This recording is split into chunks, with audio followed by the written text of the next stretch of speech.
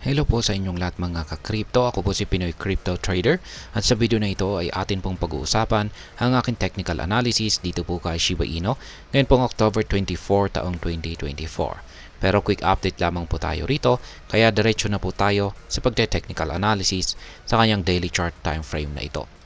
At ito po yung aking previous projections dito kay Shiba Inu noong October 20. At ayan, yung aking isa sa aking mga projections dito ay patuloy lamang po siyang makakaranas ng consolidation dito. At mukhang yan po yung kanyang ipinakitang paggalaw simula noong October 21. Nagpatuloy po siya sa pagko-consolidate dito po sa pagitan ng ating minor resistance line dito at saka support zone dito sa ibaba. Pero ngayon ay mapapansin po natin na sinusubukan po niyang tagusin yung ating support zone dito sa ibaba. Ayan. At kung pag nangyari po yan ay kung siya po ay nagtagumpay na tagusin ito, ay masasabi ko po na makakaranas po siya ng patuloy na pagbagsak. Ayan, yan na rin po yung isang inaabangan natin dito or binabantayan natin dito kay Shiba Inu. Ayan, at lalong-lalo na at nagpapakita na po ng bearish or nag-uumpisa na pong magpakita ng bearish signal ang ating dalawang indicators dito. Ayan, nagkulay red na po yung ating Hall Street indicator. At ayan, mukhang may nabubuo na rin pong kulay red na QQE bar dito sa ating QQE mod indicator sa ibaba.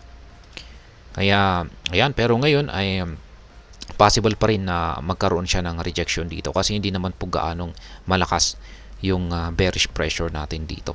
Kaya pwede po siyang tumalbog ulit dito or magkaroon ng rebound at kanya pong ipagpapatuloy yung kanyang consolidation. Ayan. Kaya may chances pa rin na kanyang ipagpapatuloy ang kanyang nararanasang consolidation. At syempre, medyo yung pinakamababa yung chances na mangyaring sa ngayon dito sa kay Shiba Inu ay yung makakaranas siya sa kanyang pag-angat sa presyo. Pero malay natin, baka biglang may naglabas ng isang matinding hype at umangat po itong si Shiba Inu at nagawa niyang basagin ang minor resistance line natin dito, ay dito po siya magpapatuloy sa kanyang pag-angat sa presyo. At yung unang target po natin dito ay syempre dito ang 40 digits 2360. Pero syempre may nakaabang na rin po tayo rito na isang sell pending order or price target. Ayan, ngayon ay sa mga projections na ito ay gaya na aking na sinabi po kanina ay mataas po ang posibilidad na maaring ito po ay bumagsak. Ayan, lalong-lalo na kung nabasag niya yung or nagawa niyang tagusin yung ating support zone dito, or kung pag nagkaroon po siya ng rebound dito ay mauwi po ito sa kanyang consolidation. Kaya dalawa lang lamang po yung nakikita ko rito na posibleng magiging galaw ni Shiba Inu sa mga paparating na araw. Kaya ayan. Pero sa ngayon ay medyo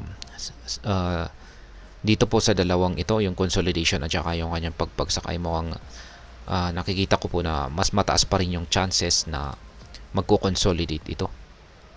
Ayan. Kasi mahina po yung volatility or yung selling pressure natin dito sa ating dalawang signals. Kaya ayan, yan po ang nakikita ko na posibleng magiging galaw ni Shiba Inu sa mga paparating na araw. Pagdating naman po sa ating trades ay ayan, wala pong na-trigger na kahit isang pending trades natin simula pa nitong mga October 1. Ayan, yung huling trade po natin dito kay Shiba Inu ay nito pang September 30. Ayan, kasi nagko-consolidate po kasi siya at hindi po siya gaanong gumagalaw ng malaki. Kaya ayan.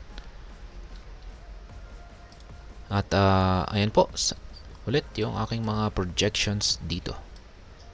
At sa mga bago lamang po rito ay check na lamang po ninyo ang description ng video na ito para malaman kung anong platform at mga indicators ang ginagamit ko dito. At hanggang dito na lamang po tayo sa video na ito mga ka-crypto. Marami pong salamat sa panonood. Ingat po tayo lagi at God bless po sa ating lahat.